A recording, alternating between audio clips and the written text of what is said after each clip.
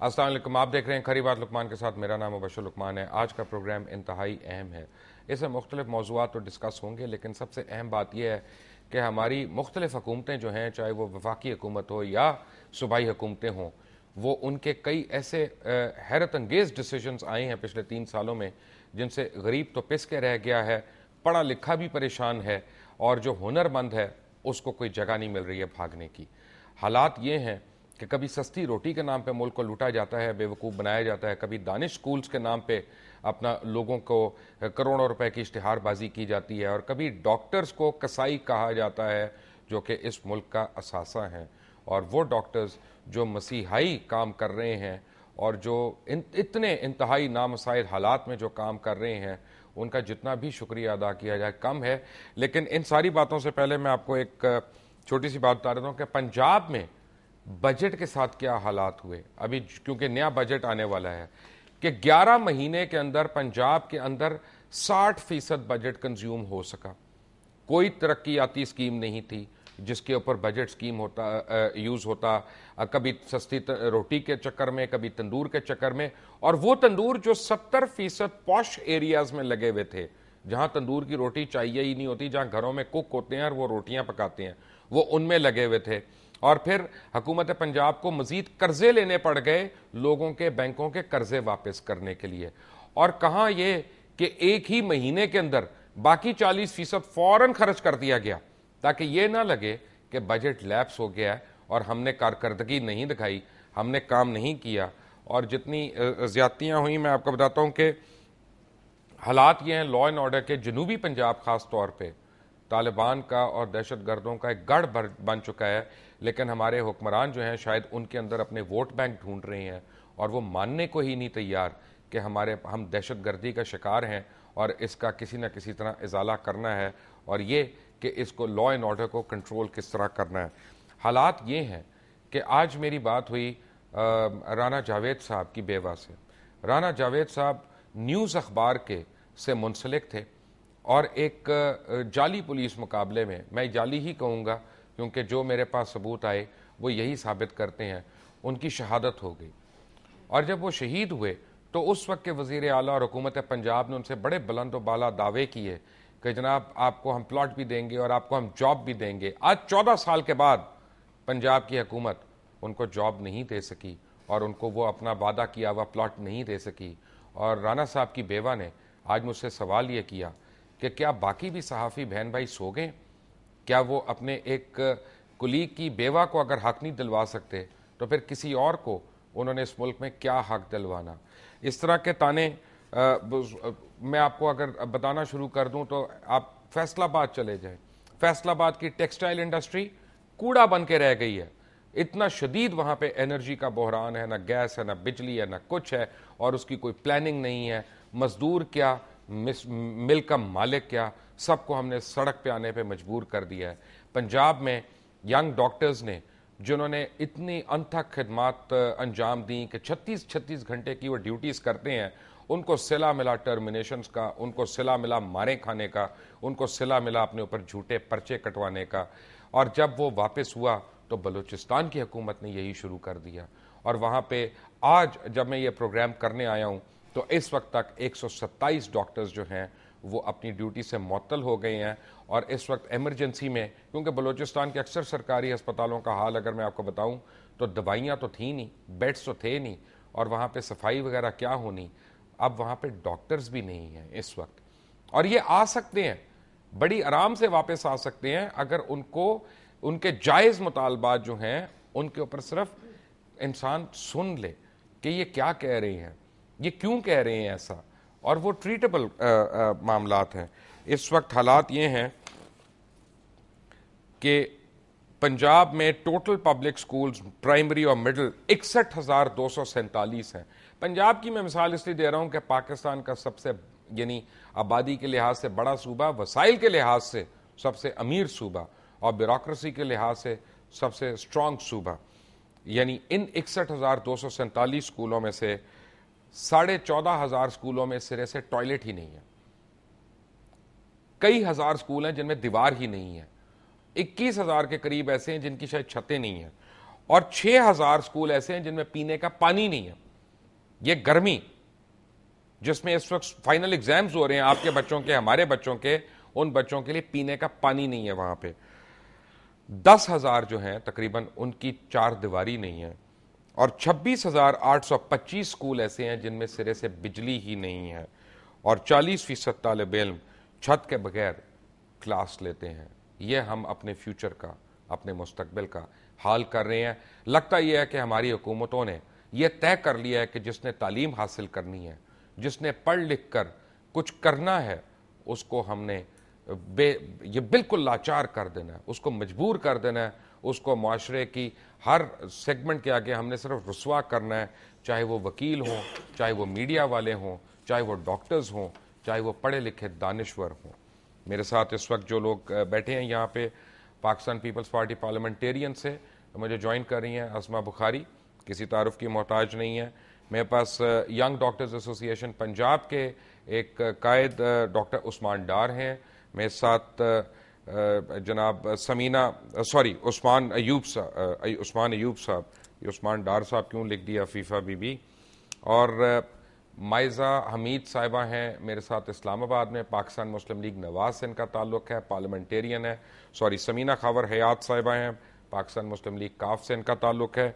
और बलोचिस्तान में मुझे ज्वाइन कर रहे हैं डॉक्टर अब्दुल समद तानीज़ई, ये सदर हैं यंग डॉक्टर एसोसिएशन बलोचिस्तान के।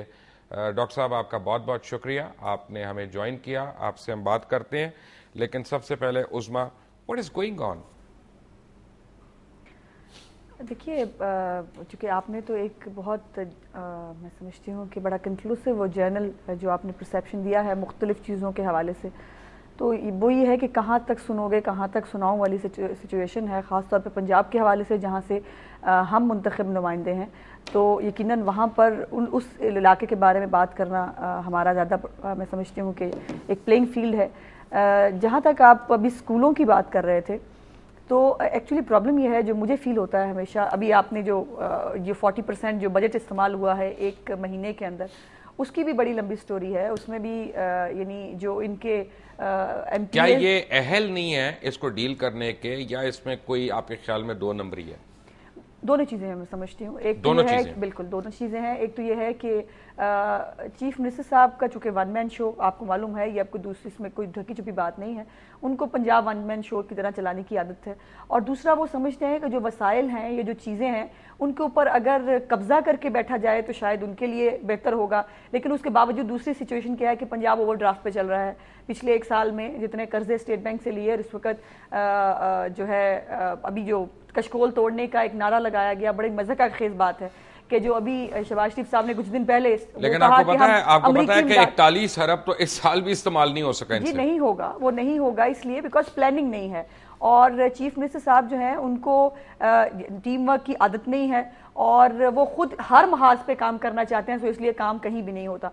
जो मैं आपको ये तालीम के हवाले से जो ख़ास तौर पे मेन शोबा है, जो मैं समझती हूँ, उन्होंने कहा कि हमारा रीढ़ की हड्डी है, और सेहत और तालीम दो शोबे हैं जिनके एडहॉक वजीर हैं इस वक्त, और उनको इजाफी चार्जेस दिए गए हैं। सेहत का कौन है? सेहत जो है वो भी चीफ मिनिस्टर साहब के पास, खुद के पास है। हो गया वजीर? वो डॉक्टर सईद इलाही पार्लियामेंट्री सेक्रेटरी हैं, सो उनको नहीं, वजीर का है वो वजीर की दूसरियां निभा रहे हैं जी। बल्कि ये है कि वजीर, और दूसरा ये है कि जब चीफ मिनिस्टर साहब खुद अपना इलाज कराने के लिए मुल्क से बाहर जाते हैं। अच्छा, हम डॉक्टर सईद इलाही के ऊपर उनकी जात पे तबर्रा नहीं करेंगे, मुझे बड़ा खास कहा गया कि भाई वो हमारे किसी के दोस्त हैं। नहीं, डॉक्टर सईद साहब आप बच गए। नहीं, वो बिल्कुल एक अच्छे इंसान हैं। आपने जो उनको कहना आप परवेज रशीद साहब को कह दें। नहीं, मैं किसी को भी कुछ नहीं कहना चाहती, मैं सिर्फ फैक्ट्स पे बात कर रही हूँ, और यहाँ पर बैठ के बात करना कोई किसी के ऊपर लानतान मकसद नहीं है हमारा।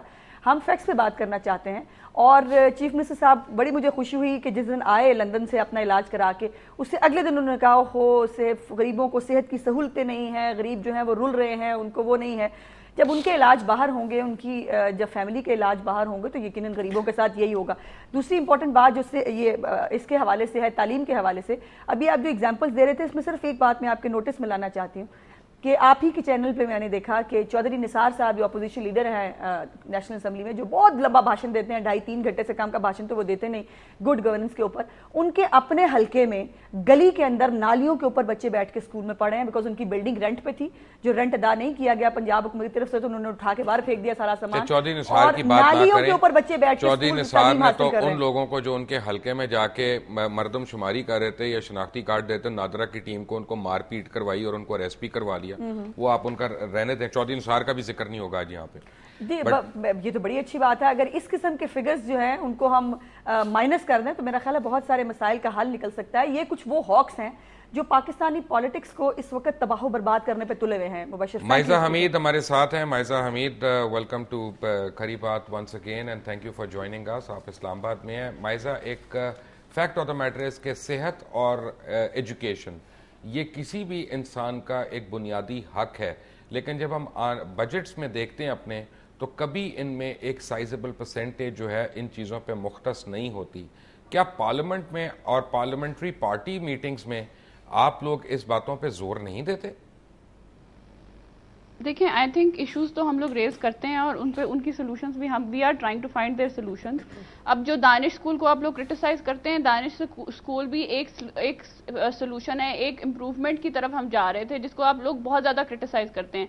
Major chunk of population area में जो है वो अगर पब्लिक स्कूल के लेवल की एजुकेशन हासिल कर रहे हैं तो एक ये मेजर माइलस्टोन है अगर एक गवर्नमेंट ने अचीव करती है। दूसरा मैं कहना चाहूंगी कि अगर आप कॉन्सेंट्रेट करें पंजाब पे तो इसलिए कॉन्सेंट्रेट करें क्योंकि आप बेसिकली ऑपोजिशन में हैं, तो इसलिए आपने एक हुकूमत को क्रिटिसाइज करना है। आप ये नहीं देख रहे कि जो सेंटर में काम हो रहे हैं वो मतलब सेंटर इज टू बिजी अपने ओहदे संभालने में या किसी को रिश्वत में ओहदे देने के इसमें मसरूफ है, या अपनी ओहदों को जौन सा की अपनी संभालने की कोशिश में बैठे हुए हैं। आप मुझे ये बताएं कि ये जो इलेक्ट्रिसिटी का मसला है ये कहाँ किस वजह से है? ये सेंटर की वजह से है।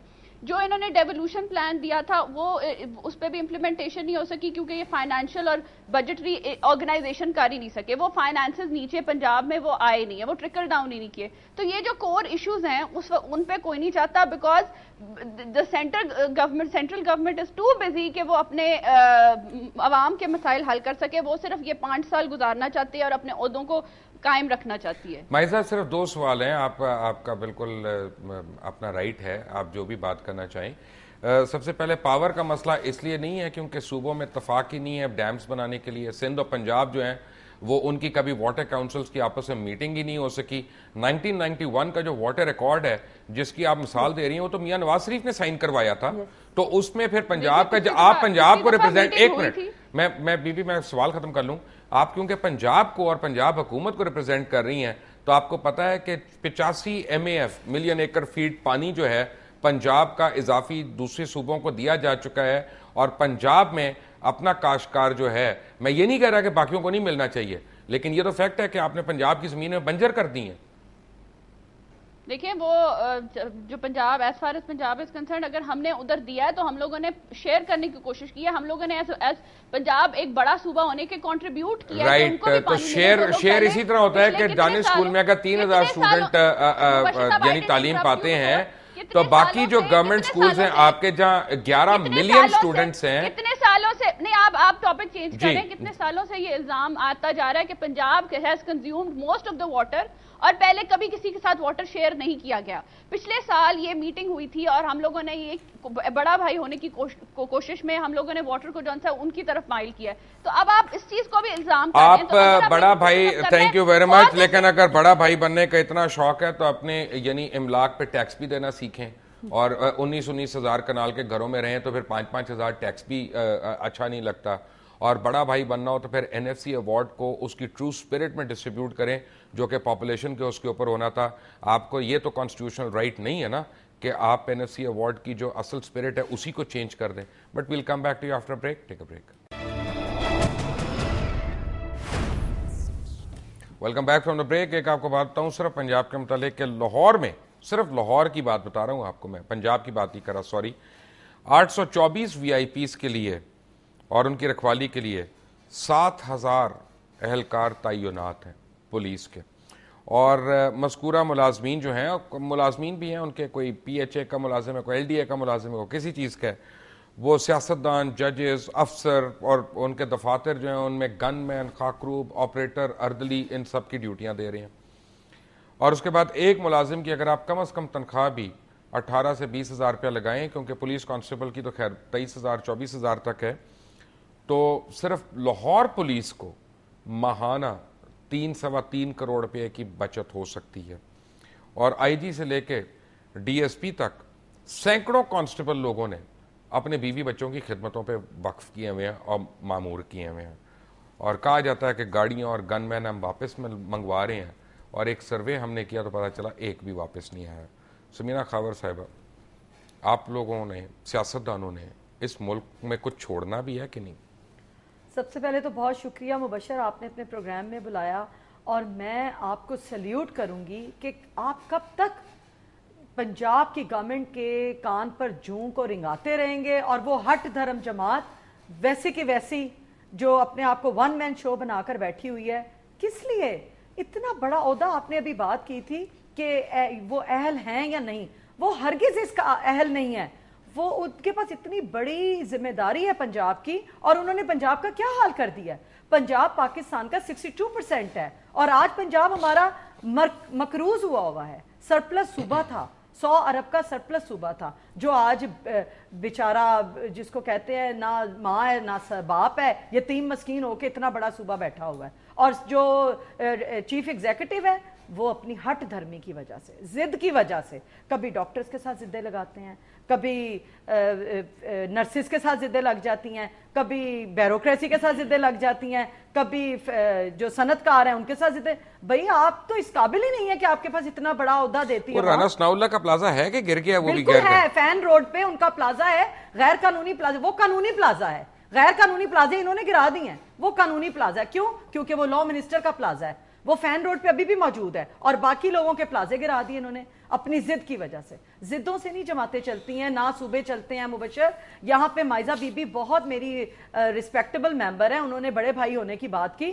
यहाँ पे बड़ा भाई छोटा भाई की बात नहीं है, यहाँ पे चीफ एग्जीक्यूटिव है। क्या हो रहा है उनके अस्पताल में? उनके तो अपने अस्पताल में से एम्बुलेंस चोरी हो गई है। सबसे पहले तो वो अपने अस्पताल की निगरानी करें, अपना इलाज अपने अस्पताल में कराएं, अपने इलाजों के लिए बाहर जाते हैं। किसका इलाज कराएं? उनके कई अपना घर में लोगों के इलाज होने हैं। तो फिर ना ऐसी बातें करें ना कि हम 99 की कीमतें वापस ले आएंगे, हम बेरोजगारी खत्म कर देंगे, हम गुर्बत का खात्मा करेंगे। एक मिनट माइजा बीबी आप बताएं। नहीं आप, हम तो एक मिनट हम इस काबिल आप इस काबिल हैं, आपने कॉम्पिटेंट है, आपकी जमात भी लिया है। इन्हें बताएं ये कौन सी पॉलिसीज लेके आए हैं टू इम्प्रूव पाकिस्तान में? कौन सी पॉलिसी? मुबशर साहब हम मोहल्ले में ही बैठी हुई है, मेरी बहन आप मोहल्ले वाली सास बहू की लड़ाई ना करें, आप इशू के ऊपर आइए। आप में से सास कौन है बाय द वे? बेरोजगारी गुर्बत का खात्मा आप दोनों में से सास है कौन? ये तो सास बन रही है ना, मैं कह रही हूँ सास बहू ना बने। वो बहुत यंग है आपसे, ऐसी बात ना करें, वो आपसे बहुत यंग है। छोटी बहन है, छोटी बेटी है, लेकिन आप इशू के ऊपर आइए, मोहल्ले वाली बातें मत करें। हम बहुत बड़े स्टूडियो पे बैठे हुए, अगर ये सेंटर में बैठे हुए हैं, अगर इन्होंने ओहदे संभाले हैं, तो फिर ये बता दें कि ये कौन सी पॉलिसीज लाए हैं जो ये लोग कह रहे थे कि हम लाएंगे अवाम के रिलीफ के लिए। मुझे सिर्फ शर्म आनी चाहिए माइजा, आप हुक्मरान जमात हैं और आप 3 साल चौथा पार्लिमानी साल गुजार रहे हैं, और आप मुझसे पूछ रही हैं, आप बताइए कि 3 सालों में पंजाब का क्या हाल आपने किया है? क्या पंजाब में बेरोजगारी, गुर्बत, महंगाई का खात्मा कर सके? क्या ये जो प्रोविंशियल इनके पास राइट्स हैं, क्या इन्होंने जो फूड स्टैम्प स्कीम्स हैं उसके ऊपर जो करप्शन हुई है, क्या इन्होंने ओपन की? सस्ती रोटी के ऊपर जो इन्होंने करप्शन की उसको ओपन की? इस मग्गे में हमने चाय दी थी ना, हमने कुछ मिलाया तो नहीं था इस मग्गे में? भाई एक मिनट मेरी बात सुन, ठहर जाए। सिर्फ यहाँ पे यहाँ पे सिर्फ पंजाब अंडर डिस्कशन नहीं है। Fact of the matter is के सिंध के भी हालात को बेहतर नहीं है। Fact of the matter is के बलोचिस्तान के तो बहुत ही बुरे हालात हैं। Fact of the matter is के खैबर पख्तूनख्वा के भी हालात हैं खराब। मुझे आज डॉक्टर हामिद भट्ट का फोन आया खास तौर पे, बल्कि कल भी उनका आया था, और प्रेसिडेंट हैं YDA पंजाब के, और उन्होंने खास तौर पे कहा कि डॉक्टर उस्मान अयूब जो हैं YDA की तरफ से एक स्पेशल मैसेज लेके आ रहे हैं, और हमारी रिक्वेस्ट है कि उनको मौका दिया जाए। क्या मैसेज है जी डॉक्टर हामिद भट्ट का? सर एक तो उन्होंने यही कहा था कि जी जिस तरह सूबाइयत फैलाई जा रही है मुल्क में, पंजाब, सिंध, खैबर पख्तूनख्वा, बलोचिस्तान, डॉक्टर कम्युनिटी के लिए मैसेज यही है YDA पंजाब का कि डॉक्टर्स कहीं पे भी हैं वो हमारे दिलों के करीब है। हमारा हिस्सा हैं। बलूचिस्तान में पहले हम पे जुल्म सितम किया गया, यहाँ पे पंजाब में जेलों तक डाला गया, लड़कियों से हॉस्टल खाली कराया गया, लाठीचार्ज किया गया। यही अब सब कुछ चल रहा है बलूचिस्तान में। मैं उनको वहाँ के जो बलूचिस्तान के वज़ीर हैं उनको उनका एक बात याद करवाना चाहता हूँ। उन्होंने कहा था कि डिग्री होती है, असली हो या जाली हो। मुझे असलम रईसानी की डिग्री का तो नहीं पता कि वो असली है कि जाली, लेकिन जिन 127 डॉक्टरों ने निकाल दी उन सबकी डिग्री असली है। वो सब के सब जो 4000 डॉक्टर सड़कों पे 30 मार्च से अपना एहतजाज रिकॉर्ड करा रहे हैं, कभी किसी वजीर से मिलते हैं, कभी किसी सेक्रेटरी से मिलते हैं, उन सब की डिग्रियाँ असली हैं।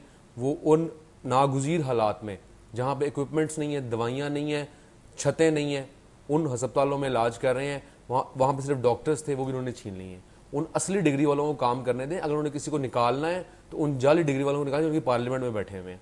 और हमारा मैसेज YDA बलूचिस्तान के लिए यही है कि वो अपने हक की जंग लड़ रहे हैं, बिल्कुल हक पे हैं, बिल्कुल सच्चे हैं। इंशाल्लाह ताला वो भी जीतेंगे। कितनी तनख्वाहें हैं बलूचिस्तान में डॉक्टर्स? बलूचिस्तान में जो हाउस ऑफिसर है उसकी तनख्वाह 12,000 है, और जो PG ट्रेनी है उसकी 15,000, मेडिकल ऑफिसर की 17 से 20,000 है, और सीनियर रजिस्ट्रार की 35,000 है। वही मसाइल है। या वहाँ के हालात तो बाकी सूबों से भी। उस्मान बुखारी, कितने शर्म की बात है कि ये पढ़े लिखे लोगों की ये वक़्त है। आपके घर में जो कुक्स और ड्राइवर्स हैं उनकी तनख्वाहें इतनी होती हैं, अगर इससे ज़्यादा ना भी हों तो, या और औरों के घरों में। ये हम अपनी यूथ को बता रहे हैं कि हम पढ़े लिखे लोगों का हमने ये हाल करना है। नहीं, यू आर राइट। मैं बिल्कुल इससे एग्री करती हूँ कि ख़ास तौर पर हर बात का तरीकाकार होता है। टेबल पे बैठकर बात होनी चाहिए। इस तरह से टर्मिनेट करना और टेबल पे बैठ के इन्होंने वादे किए उनके साथ, YDA बलूचिस्तान के साथ पूरे होने चाहिए। बिकॉज पहले तो ये है कि ये राइट पे हैं, और ख़ास तौर पे आपको ये भी बात मालूम है कि बलूचिस्तान में तो कोई काम करना नहीं चाहता। वहाँ जाने के लिए कोई सरकारी अफसर तैयार नहीं है। डॉक्टर्स वहाँ पर जो काम कर रहे हैं यकीनन उनको फैसिलिटेट किया जाना चाहिए। और आपको पता है कि उनकी जिंदगियों को कितने खतरे हैं जो वहाँ पे काम कर रहे हैं, राइट, और स्पेशली नाइट ड्यूटीज जो करते हैं इमरजेंसीज में जाके। जी बिल्कुल, इसमें दूसरी राय नहीं है। मैं तो कहा कि वफाकी हुकूमत को मैं समझती हूँ कि जैसे उन्होंने पंजाब में जब इशू रेज हुआ था तो उन्होंने नरगिस सेठी साहिबा जो हमारी फेडरल सेक्रेटरी हैं उन्होंने इंटरवीन किया था और इसको सॉल्व किया। वफाकी हुकूमत के जो डॉक्टर्स थे उनकी रेज की। तो मैं समझती हूँ कि मुझे उम्मीद है कि कुछ दिनों में आप देखेंगे कि वफाकी हुकूमत कितने दिनों में, 1 महीना हो गया है, इन 1 महीने में नहीं चले। अब मेरे बात सुने ना कि अगर अगले चंद दिन 1 हफ्ते तक ये मसला हल नहीं होता, और खुदा ना खास्ता सिर्फ एक मरीज इस वजह से मर जाता है क्योंकि आप डॉक्टर्स को मुअत्तल कर रहे हैं और आप उनके ऊपर जाली पर्चे कटवा रहे हैं, आप उनको पुलिस तशद्दुद का निशाना बना रहे हैं, तो उस कत्ल का जिम्मेदार क्या वफाकी हुकूमत होगी या सूबाई हुकूमत बलूचिस्तान होगी? देखिए, मैं समझती हूँ कि सब लोग जिम्मेदार होंगे, क्योंकि पाकिस्तान सब लोगों का है, सिर्फ किसी एक का पाकिस्तान नहीं है। और सब लोगों को जिम्मेदारी ओन करनी चाहिए और जल्द अज जल्द इस मसले का हल होना चाहिए। अब तो बजट चंद दिनों की बात है, वफाकी और सूबाई बजट आने वाले हैं, और उसमें मैंने बड़ा चांचड़ आ गया तो दूर की बात है कि खौफ आ रहा है उस बजट आन तो पहला नहीं। आप देखिए, टैक्स पे टैक्स तनख्वाहदारों को और मार दे। नहीं, कोई टैक्स नहीं लग रहा। ये मैं नौकरी तो मिलेगी नहीं। मैं आपको बिल्कुल, ये हमारी पॉलिसी बल्कि आ चुकी है। प्राइम मिनिस्टर खुद भी कह चुके हैं कि कोई नया टैक्स हम नहीं लगा रहे, और जो टैक्स लग रहे हैं वो बड़े मकानात के ऊपर, जो बड़े जिनके पास लग्जरी गाड़ियां हैं, या उन लोगों को टैक्स नेट में लाया जा रहा है जो टैक्स नेट में अभी मौजूद नहीं है। Very quickly before I go on a break, Maiza Hamid, आप क्या कहेंगी बलूचिस्तान के हालात पे? मैं तो यही कहूंगी कि जिस तरह इन्होंने जुडिशल कमीशन बनाया है, इसी तरह शायद इन्होंने ये वाला वादा भी इसी तरह पूरा करना हो। आई डोंट थिंक इन्होंने कोई वादे पूरे करने, ये तो सिर्फ टाइम पास के लिए आए हैं। लुक हु इज सेइंग वाकई पंजाब में माइजा बीबी आपने वादे पूरे किए डॉक्टर्स के? नहीं, हमने वादे पूरे किए हैं, हम लोगों ने उनके साथ बैठे हैं, हम लोगों ने उनके साथ नेगोशिएशंस किए हैं। आप लोगों ने इस तरह का कुछ किया है? तो वैसे भी उधर बैठे हैं, नेगोशिएशंस हुई है। आप ये बताएं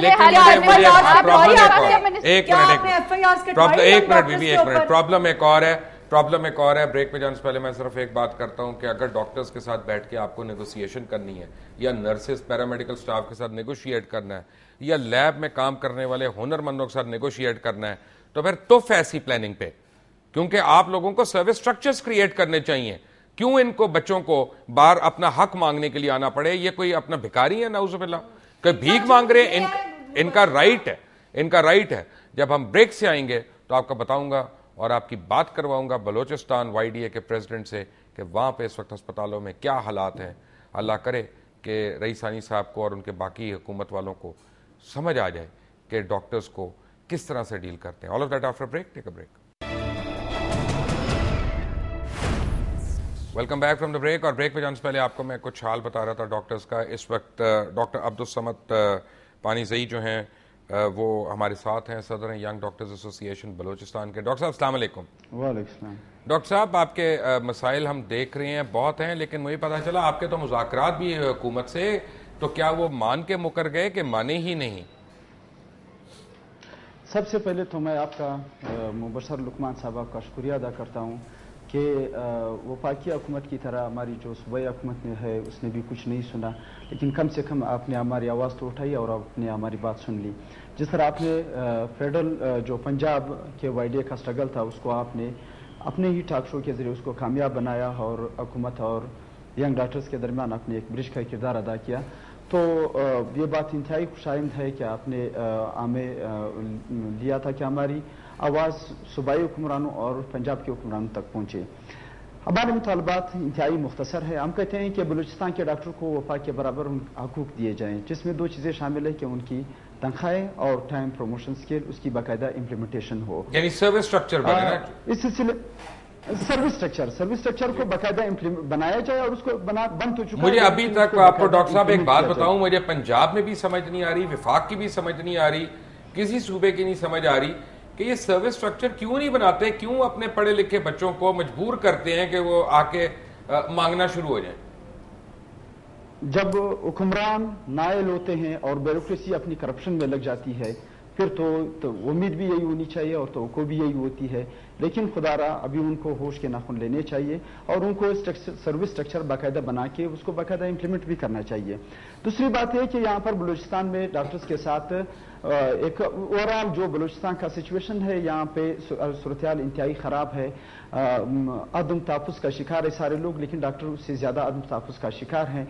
उस अदम तहफ़्फ़ुज़ के शिकार की वजह से हमारे सूबे के जो मायनाज प्रोफेसर्स थे उनको या तो गोली मार के हलाक कर दिया गया या वो बैरून मुल्क और बैरून सूबा चले गए। दूसरी बात है कि जो हमारी स्ट्रगल है वो पिछले 2 महीने से जारी है। हमने कोई खुदा न खास्ता इस तरह की बात नहीं की है जो किसी की समझ से बलातर हो। सादा सी बात है कि हमें फेडरल के बराबर हकूक दे दें। उस सिलसिले में वज़ीर-ए-आला बलूचिस्तान से हमारी मुलाकात हुई थी, जिसमें चीफ सेक्रेटरी साहब भी मौजूद थे, फाइनेंस सेक्रेटरी और हेल्थ सेक्रेटरी भी मौजूद थे। वहां पर उन्होंने ज़बानी कलामी वादा किया था कि हम लोग जब अगर इस तरह का फेडरल या कोई सूबा नोटिफिकेशन जारी करता है या वो ऐलान करती है तो सूबा बलूचिस्तान भी उसी तरह का ऐलान करेगी। लेकिन अफसोस के साथ कहना पड़ता है कि आज से 1 महीना पहले लगता है वहां पे भी सेक्रेटरी का नाम फवाद हसन फवाद ही ना हो शायद। उनका आपके सेक्रेटरी का नाम क्या है? हेल्थ सेक्रेटरी का हमारे सेक्रेटरी इस दौरान एक पहले सेक्रेटरी थे जलाल मंदोखियत साहब, उसको फिर एसडी बना दिया गया और उसके बाद एक हमारे सेक्रेटरी है जो असमतुल्लाह का। डॉक्टर साहब, मैंने आपसे एक रिक्वेस्ट करनी है, लेकिन उससे पहले मैं आपको और अपने नाजरीन को एक दिल खराश चीज दिखाना चाहता हूँ। जरा ये देखें, फिर मैं अपनी रिक्वेस्ट दूंगा। Watch now.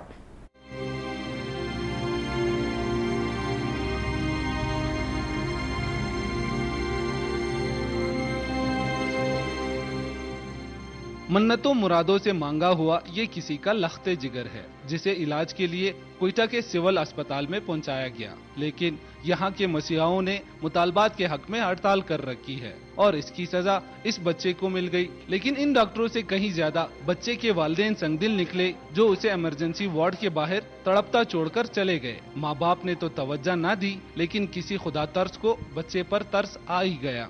कोई मालूम नहीं है किसने छोड़कर किया था। मैं कैजुअल्टी में वार्ड में हूँ। मैंने उसको देखकर उठा करके लाया कैजुअल्टी में। जो हमारी स्टाफ की जो पैरामेडिकल बैठा हुआ है उसको दिखाकर उसने रेफर कर दिया है वार्ड पर।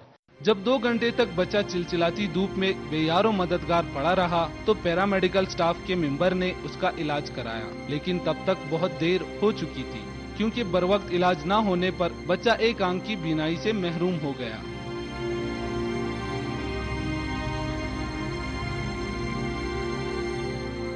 हालत ये है कि ये पीसीएम का पेशेंट है। पीसीएम की वजह से और भूख की वजह से इसकी आंखें भी खराब हो चुकी हैं।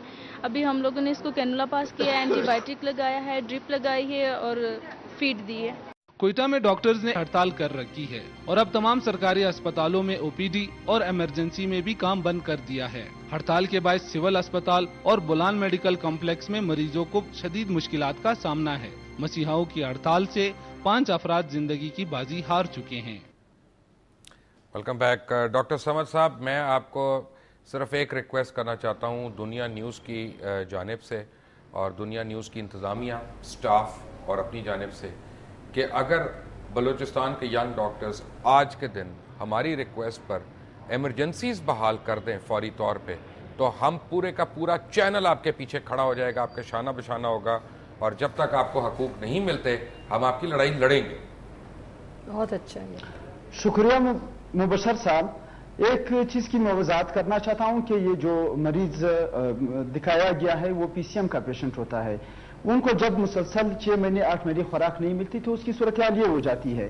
क्या यंग डॉक्टर्स उन लोगों के भी जिम्मेदार हैं? आपने देखा होगा कि लोग पंजाब में अपने बच्चों को नहरों में फेंक देते हैं, 4 बच्चों के साथ 4 बच्चों को नहर में फेंक देते हैं। क्या उसकी जिम्मेदार भी यंग डॉक्टर एसोसिएशन? नहीं, कतन नहीं।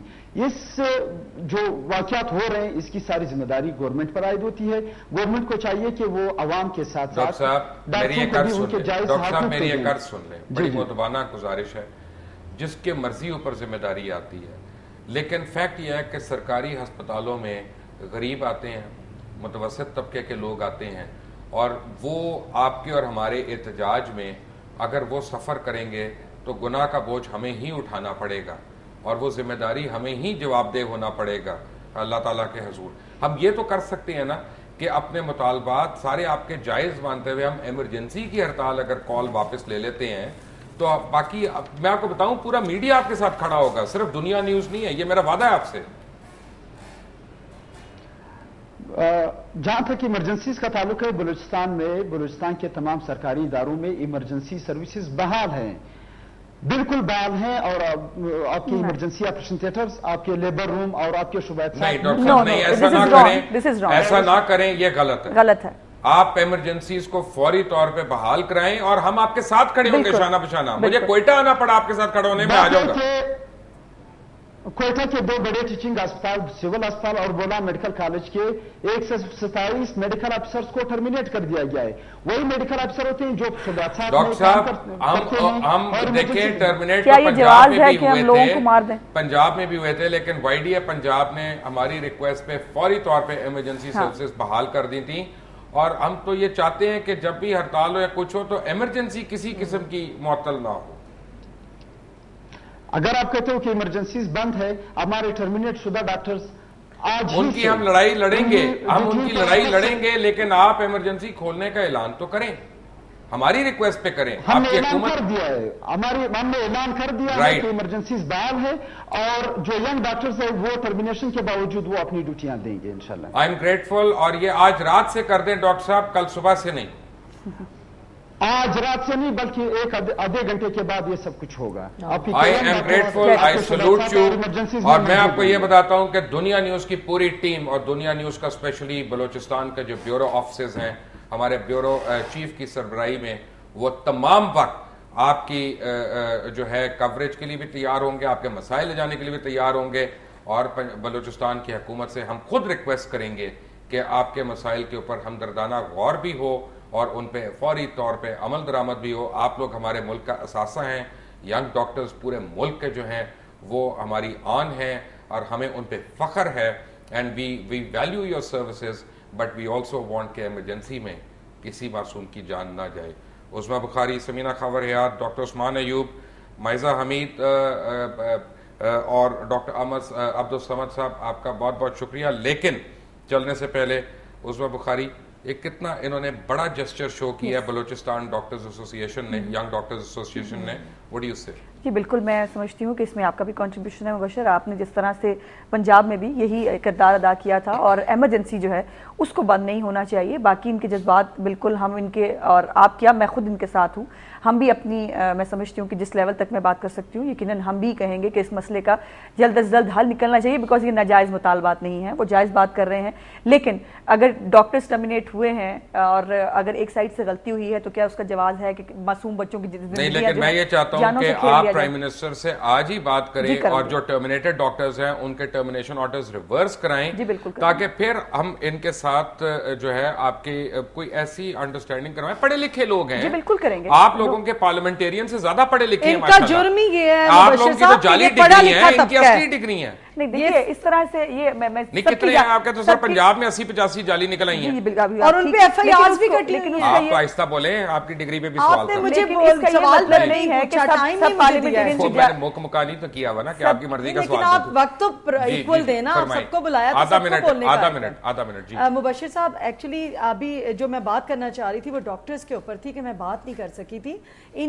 इनका जुर्म ये है कि हमारे मुआशरे का सबसे पढ़ा लिखा तबका ही डॉक्टर्स हैं। Thank you very much doctor Abdul Samad Panezai. मैं आपका दुनिया न्यूज़ की तमाम टीम की जानिब से स्पेशली शुक्रिया अदा करता हूं और मैं यंग डॉक्टर्स एसोसिएशन बलूचिस्तान को ख़ास तौर पर ये यकीन दिलाना चाहता हूं कि हम लोग आपके साथ शाना बशाना आपके हकूक़ के लिए खड़े होंगे, आवाज़ लगाएंगे और जहां तक मुमकिन होगा वफाकी हुकूमत से, सूबाई हुकूमतों से आपका हक इंशाल्लाह आपको दिलाएंगे। आप जो मांग रहे हैं वो आपका हक है, जायज़ हक है, उसमें कोई गलत बात नहीं है। और एक और बात आपको बताना चाहता हूं कि मुझे डॉक्टर हामिद भट्ट का एक मैसेज आया है कि यंग डॉक्टर्स पंजाब जो हैं वो भी आपके साथ इस कॉल में शरीक हैं। अंटिल द नेक्स्ट टाइम, अल्लाह हाफिज़।